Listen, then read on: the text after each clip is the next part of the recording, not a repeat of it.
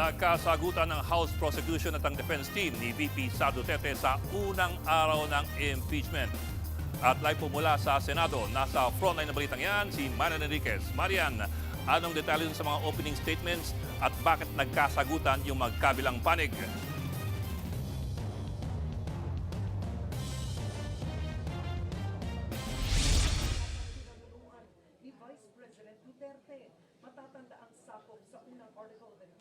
Bok, tama ka nga riyan, talaga namang nagkainitan na sa pagitan ng prosecution panel at ng defense team sa unang araw ng impeachment trial at namagitan na nga riyan si Presiding Officer Cheese Escudero. Pakinggan po natin itong kanilang sagutan kanina.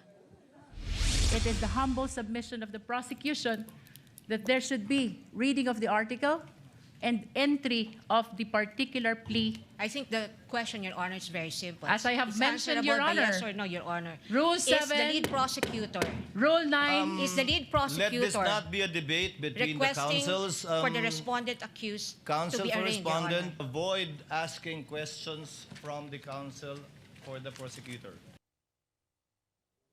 Sa huli, hindi pumayag ang Senate Impeachment Court na basahin ng prosekusyon ng Articles of Impeachment. Giit ng presiding officer na si Senator Cheese Escudero, nasa record naman na ng Articles of Impeachment. Babasahin lang daw ang bawat article sa dulo ng paglilitis kapag boboto na ng hatol ang senator judges. Samantala, sa opening statement ni Lead Prosecutor Jervy Luistro, iginiit niya na kung ang isang empleyado ay nagkamali sa paggamit ng pera ng kumpanya, hinihingan siya ng paliwanag. Kung ang barangay treasurer ay hindi mapagpaliwanag sa nawawalang pondo, siya ay iniimbestigahan.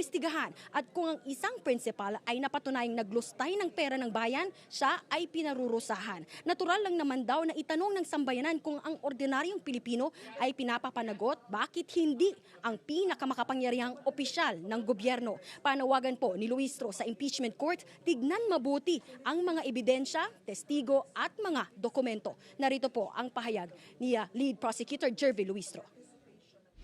it is the humble submission of the prosecution that there should be reading of the article and entry of the particular plea. I think the question, Your Honor, is very simple. As I have It's mentioned, answerable Your by Honor. yes or no, Your Honor. Rule Is the 7, lead prosecutor, Rule 9, is the lead Let this prosecutor not be a debate between the requesting councils. for the respondent accused to Counsel be for arraigned, Your Honor? respondent, the prosecution asks only this. Look at the evidence. Listen to the witnesses. Examine the records. Follow the evidence wherever it leads. Judge this case not by politics, not by popularity, not by fear, not by loyalty. Judge this case by the Constitution. Judge this case by the evidence.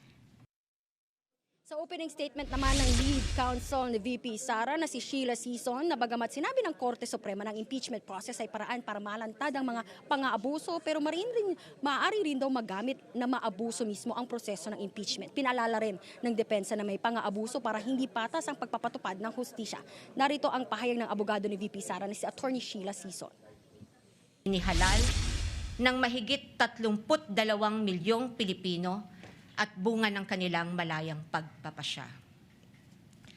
Whatever one's political persuasion is, the reality is that the prosecution now comes before this court to remove a vice president chosen by an overwhelming number of the electorate.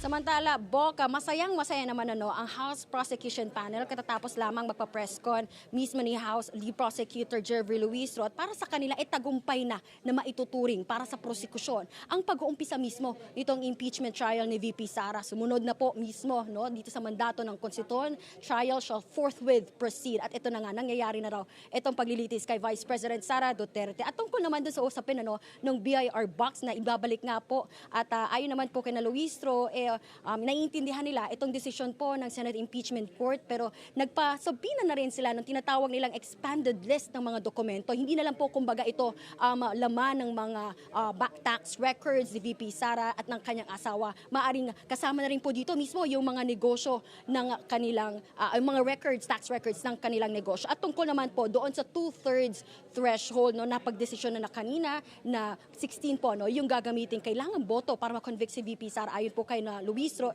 regardless, no, kung ano man po yung kakailanganing boto para ma-convict si VP Sara, may it be 16, 15, 14, naniniwala po sila at kumpiyansa po sila sa lakas ng kanilang kaso't ebidensya laban kay VP Sara. Yan po muna ang latest. Balik sa iyo, Bok. Marian, so parang hinihingi ng prosecution kanina, mag-plea ng guilty or not guilty si VP Sara. So para sang arraignment. Pero sa korte, ang arraignment kailangan parati ang presence ng akusado. So yun ba yung kanilang paraan para i-require ang pag-appear ni Sara? Bok, napag-desisyon na nga po yan kanina. No? Hindi po arraignment ang tawag. Kanina nilinaw din ni House the Prosecutor na gusto lang nilang malaman kung ano ba yung plea ng respondent na si VP Sara. At napag-desisyon naman ng presiding officer na si Senator Chis Escudero na sa dulo na po babasahin isa-isa ang articles of impeachment laban sa BC at saka maglalaan o magbibigay naman ng hatol o boto ang bawat senator judges. Bok. Okay, maraming salamat, Marian Enriquez. Mga kapatid, Julius Babaw po. Para sa komprehensibo at makabuluhang balitaan at talakayan, mag-follow at mag-subscribe na sa social media pages ng News 5.